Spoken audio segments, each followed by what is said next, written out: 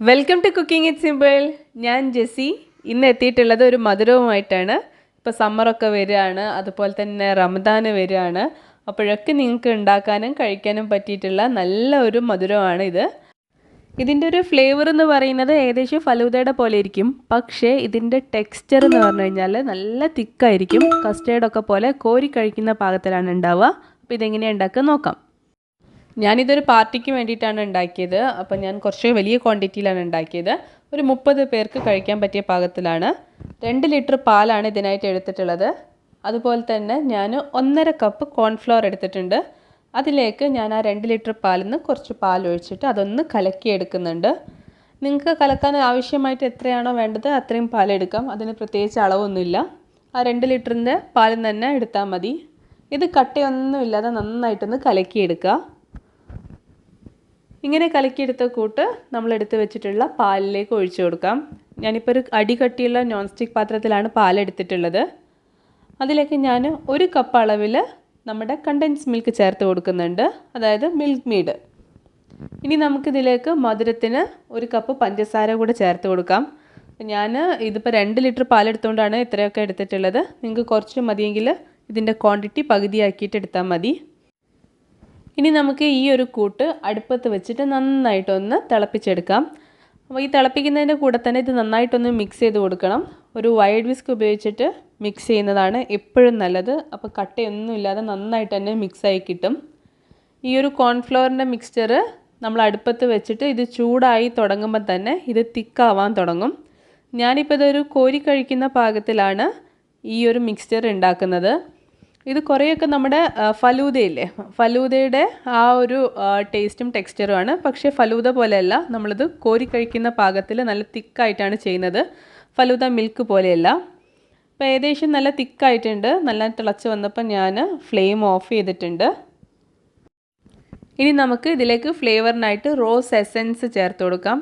ഞാൻ 1 table spoon rose essence ആണ് ചേർത്തിട്ടുള്ളത്. നിങ്ങളെ കയ്യിൽ എസൻസ് ഇല്ലാന്നുണ്ടെങ്കിൽ പകരം നിങ്ങൾക്ക് റോസ് സിറപ്പും ചേർക്കാം. അതേപോലെ തന്നെ ഈ ഒരു മിക്സ്ചർ നല്ലൊരു കളർ കിട്ടാൻ വേണ്ടിയിട്ട് ഞാൻ കുറച്ച് റെഡ് ഫുഡ് കളർ കൂടെ ചേർക്കുന്നുണ്ട്.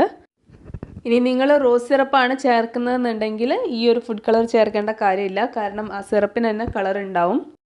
ഇനി ഫുഡ് കളർ വേണ്ട എന്നുള്ളവർക്ക് അത് ഒഴിവാക്കിയിട്ട് ഉണ്ടാക്കാം, ഒരു കുഴപ്പമില്ല. ഇനി നമുക്കിതിലേക്ക് ഒരു 1/4 ടീസ്പൂൺ ഉപ്പ് കൂടെ ചേർത്ത് കൊടുക്കാം, ഒന്ന് ബാലൻസ് ആവാൻ വേണ്ടിയിട്ടാണ്. എന്നിട്ട് നന്നായിട്ട് മിക്സ് ചെയ്തതിന് ശേഷം ഈ ഒരു മിക്സ്ചർ ചൂട് തടയാൻ വേണ്ടിയിട്ട് വെക്കുക. ചൂട് തടഞ്ഞു കഴിഞ്ഞാൽ ഇതെടുത്തിട്ട് നേരെ ഫ്രിഡ്ജിൽ വയ്ക്കുക, നന്നായിട്ട് തണുപ്പിക്കുക. അതുപോലെ തന്നെ ഈ ഒരു മിക്സ്ചറിൽ നിങ്ങൾക്ക് മധുരം ഇനി വേണമെന്ന് തോന്നുകയാണെങ്കിൽ മധുരം ചേർത്ത് കൊടുക്കുക കേട്ടോ. ഈ ഒരു സമയത്ത് 1/2 കപ്പ് കറുത്ത കസ്കസ് ഞാനൊന്ന് വെള്ളത്തിൽ കുതിരാൻ വേണ്ടിയിട്ട് വെക്കുന്നുണ്ട്. ഇതിന് കറുത്ത കസ്കസ് എന്നും പറയും, സബ്ജ സീഡ്സ്, ബേസിൽ സീഡ്സ് എന്നൊക്കെ പറഞ്ഞിട്ട് നമുക്ക് മാർക്കറ്റിൽ അവൈലബിൾ ആണ്. ഇത് ഒരു 10-15 മിനിറ്റാണ് നിങ്ങൾക്ക് കുതിർന്ന് കിട്ടും. അതുപോലെ തന്നെ ഞാൻ അടുപ്പത്ത് കുറച്ച് വെള്ളം തിളപ്പിക്കാൻ വേണ്ടിയിട്ട് വെച്ചിട്ടുണ്ടായിരുന്നു. അതിലേക്കൊരു 1/4 കപ്പ് പഞ്ചസാര ഇട്ട് കൊടുക്കുന്നുണ്ട്. ഇത് നന്നായിട്ട് തിളച്ച് കഴിഞ്ഞാൽ നമുക്കിതിൽ കുറച്ച് സേമിയ വേവിച്ചെടുക്കണം. അപ്പോൾ നിങ്ങൾക്ക് ഫലൂദ സേവ് എന്ന് പറഞ്ഞിട്ട് ഫലൂദ സേവ് വാങ്ങിക്കാൻ കിട്ടും. അതല്ലാതെ തന്നെ പാസ്തയുടെ സെക്ഷനിലൊക്കെ പോയി കഴിഞ്ഞാൽ ഇതുപോലെ നീളമുള്ള നൂഡിൽസ് പോലെ ഉള്ള ആ ഒരു സേമിയ വാങ്ങിക്കാൻ കിട്ടും. അപ്പോൾ നിങ്ങൾക്ക് ഏതാണോ അവൈലബിൾ ആയിട്ടുള്ളത് അത് നിങ്ങൾക്ക് വാങ്ങിക്കാം. അത് ഈ വെള്ളത്തിലേക്ക് ഇട്ട് കൊടുക്കുക. എന്നിട്ട് നന്നായിട്ടൊന്ന് ഇളക്കുക. അതിനുശേഷം ഇത് ഈ വെള്ളത്തിൽ കിടന്നിട്ടൊന്ന് വേവട്ടെ. 3 മുതൽ 5 മിനിറ്റിനുള്ളിൽ ഇത് നിങ്ങൾക്ക് വെന്ത് കിട്ടും. ഒരു മീഡിയം ഫ്ലെയിമിൽ തന്നെ വെച്ചാൽ മതി. നന്നായിട്ടൊന്ന് തിളച്ച് കഴിഞ്ഞാൽ തന്നെ പെട്ടെന്ന് ഇത് കുക്കായി കിട്ടും. നന്നായി വെന്ത് കഴിഞ്ഞാൽ ഇതൊരു അരിപ്പയിലേക്ക് ഒന്ന് ഊറ്റിയെടുക്കുക. ഇതിലുള്ള വെള്ളമൊക്കെ പോകണം.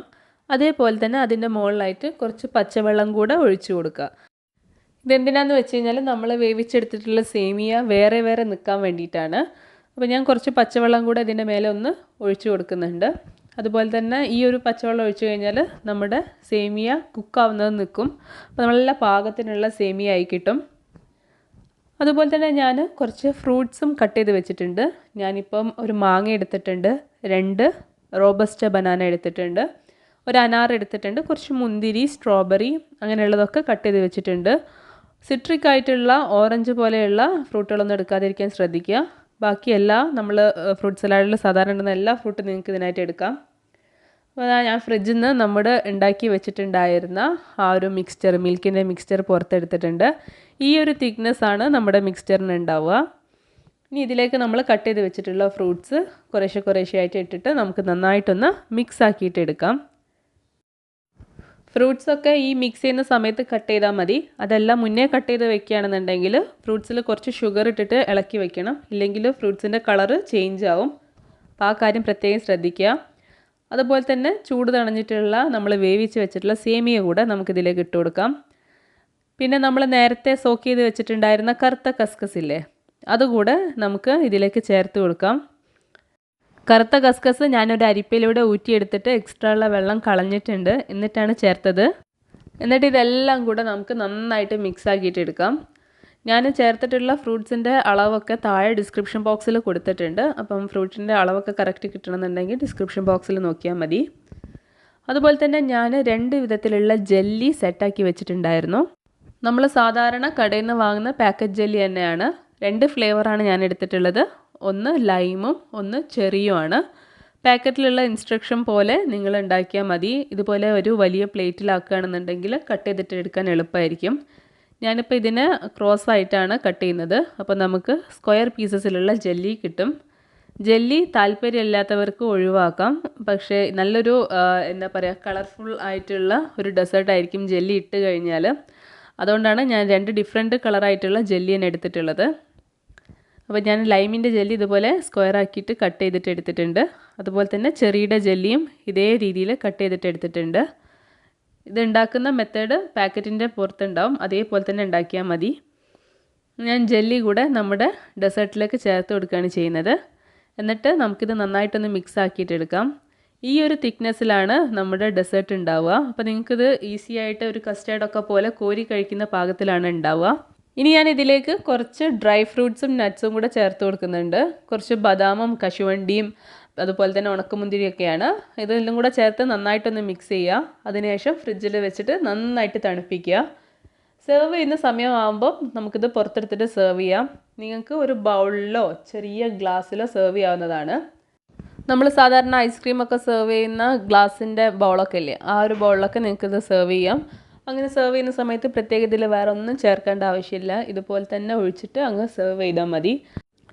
അതല്ല നിങ്ങൾക്ക് കുറച്ചും കൂടെ ഭംഗിയിൽ സെർവ് ചെയ്യണമെന്നുണ്ടെങ്കിൽ കയ്യിൽ റോസ് സിറപ്പ് ഉണ്ടെങ്കിൽ ഇതുപോലെ ഗ്ലാസിൻ്റെ മേലെ കുറച്ച് റോസ് സിറപ്പ് കൊണ്ട് ഒന്ന് ഡെക്കറേറ്റ് ചെയ്യുക.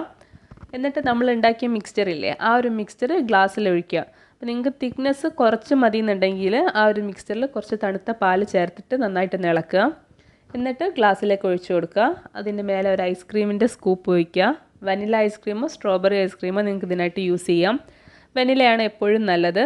ഒരു ചെറി കൂടെ വെച്ച് കൊടുക്കാം. അതുപോലെ തന്നെ കുറച്ച് നട്ട്സ് അതിൻ്റെ മേലെ ഇട്ടിട്ട് ഒന്ന് ഡെക്കറേറ്റ് ചെയ്യുക. അതുപോലെ കുറച്ചും കൂടെ റോസ് സിറപ്പ് ഞാനിതിൻ്റെ മേലെ ഒഴിച്ചു കൊടുക്കുന്നുണ്ട്, ഒരു ഭംഗിക്ക് വേണ്ടിയിട്ട് മാത്രം. എന്നിട്ട് അങ്ങനെയും സെർവ് ചെയ്യാം. അപ്പോൾ 2 വിധത്തിൽ നിങ്ങൾക്ക് സെർവ് ചെയ്യാം.